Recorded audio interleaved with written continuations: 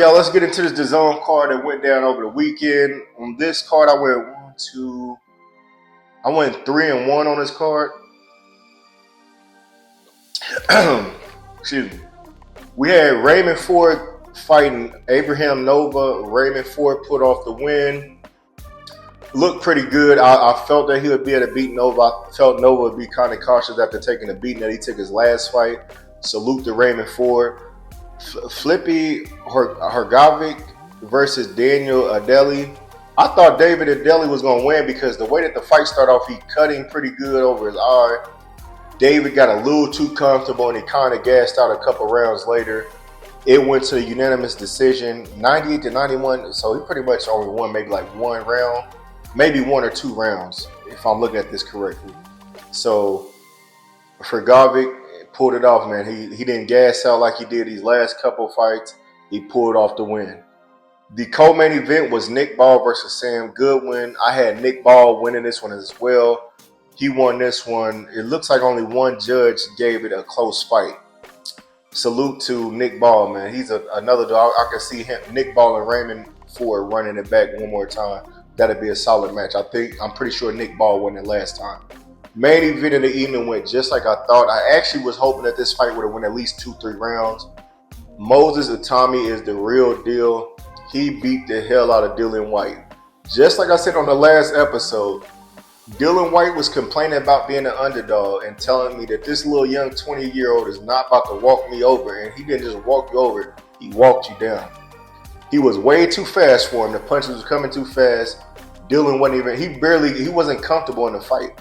The first round was a knockout. He hit him clean. He went face first. Once he got back up, he tried to make the count. His legs were still gone.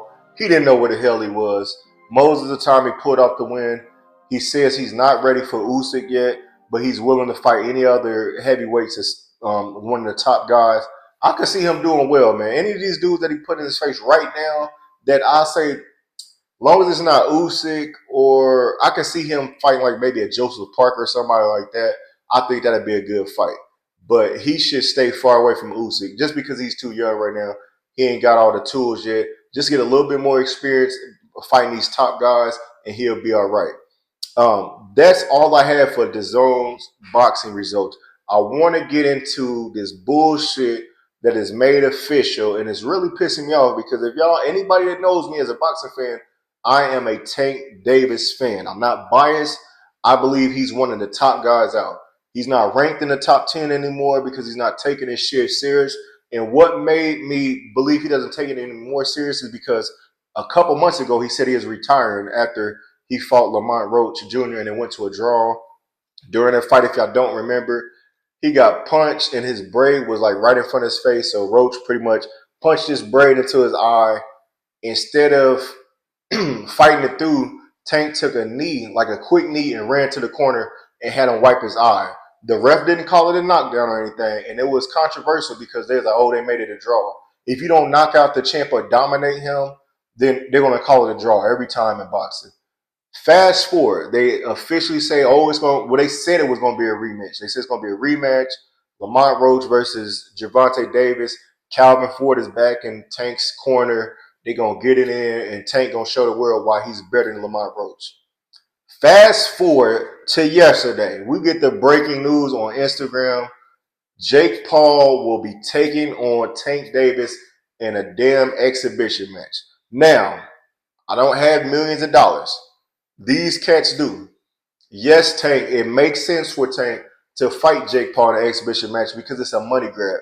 He's going to make between $20 to $40 million. They said this will be his biggest payout since he's been boxing. Understood. But when it comes to the game of boxing, if you're going to say that you're a top 10 fighter, you got somebody that just went to a draw with you, that they really saying that beat you, why not go get that fight back first? Get that out the way and then go play for that little bread.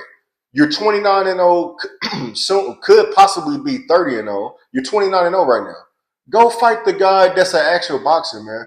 With you going to fight somebody, Tank Davis is like 5'5" or some shit. Jake Paul's like 6'2", 200 pounds.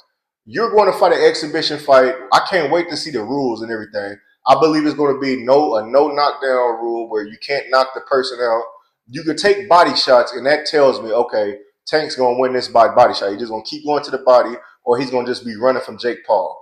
The fight's gonna be on Netflix. Everybody's gonna be tuning in. It's gonna be a big money grab. But as a boxing fan, it's just annoying to see that, dude, you in your prime. Just go fight Lamont Roach. Take care of him.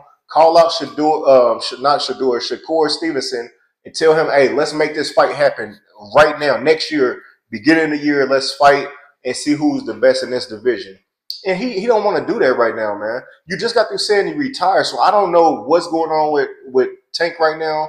Is he just trying to get out this Lamont fight? Or like if you can't beat the dude, then I understand you don't want to fight him. But just to be fighting Jake Paul, man, it's crazy. Like Jake Paul could be fighting all these other cats. Fight somebody your height. Go give Fury what's Fury name? Not Tyson Fury, his brother, his stepbrother. Go give him his rematch. Fury already kicked Jake Paul ass. Go fight one of them cats, man. You should not be fighting no damn Tank Davis in an exhibition fight when Tank should be fighting the top guys in this division right now. That's my main problem right now with Tank Davis. So right now, as of now, I ain't fucking with Tank until we get back in the ring and fight some people. And after this fight, if he don't call out Lamont Roach or Shakur Stevenson, I'm done with Tank ass, man. So I just want to get on here and rant a little bit. I'm really annoyed because I'm like, dog, Jake Paul, man. Why Jake Paul? Why not just take the rematch, man? Get the fans what they want. We want to see the rematch. We just seen this dude go blow to blow, toe to toe with you. Give us the rematch, bro. But like I said, on the other hand, go get your money. Go do your little Netflix thing. And this what really blows me. Last thing I want to say is, Tank, you just been talking shit to dude, the Turkish guy, about saying that he don't know nothing about boxing because he's trying to get you to fight Shakur to fight. He wants to see the top fights like everybody else does in the boxing world. And then you go do some clown shit and go join the clown show to go fight Jake Paul. Nothing against Jake Paul because he's making good money putting on these fights and he's getting a lot of people a big payday. But this ain't it, man. I do not approve of this fight. I'm going to watch it as a boxing fan. Hopefully, Tank wears this boy body out and embarrassing him for the love of boxing. If he gets caught by a punch or something, if Tank gets beat up, it's going to be embarrassing. Then I can really see him staying retired. But hopefully, Tank comes out by destroying this dude and moving on and fighting Shakur or Lamont, man. If it's not neither one of them cats, I don't want nothing to do with Tank for now, man. I'll find me a new person in that division up in the 134, 140 to root for. But as of now, man, this ain't it right now, man. That's all I want to say on the boxing update, y'all. Like, share, subscribe to the Mechee from the Midwest podcast for your latest boxing updates on Facebook, YouTube, and